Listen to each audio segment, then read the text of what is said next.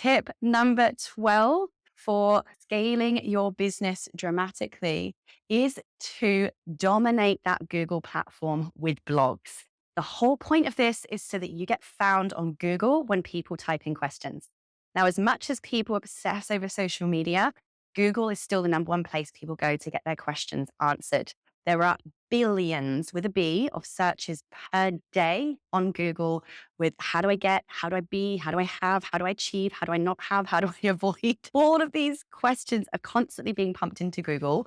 If you are writing blog posts that match those questions, so there's the clue. If you make the blog post title the question that people are typing into Google, you are more likely to have your blog post come up in their search results because Google's job is simply indexing platform. It matches the search term to the question that's being typed in as far as the closest terminology matches. So to find out what those questions are that your audience are asking, you can go to something like answerthepublic.com. Answerthepublic.com is a public website. You type in your topic and it will tell you what the highest volume search questions were on Google in your topic in the previous 24 to 48 hours. Insane. All you have to do is answer those questions.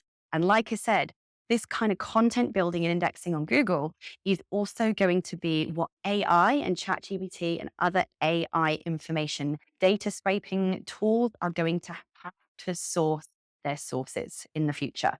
So you're going to want to have as much content out there as to get GPT working for you and sending people to your website down the line. One of the things I love, and this is so obnoxious, but it's funny, is I typed into ChatGPT, who are the top course creation coaches in the world?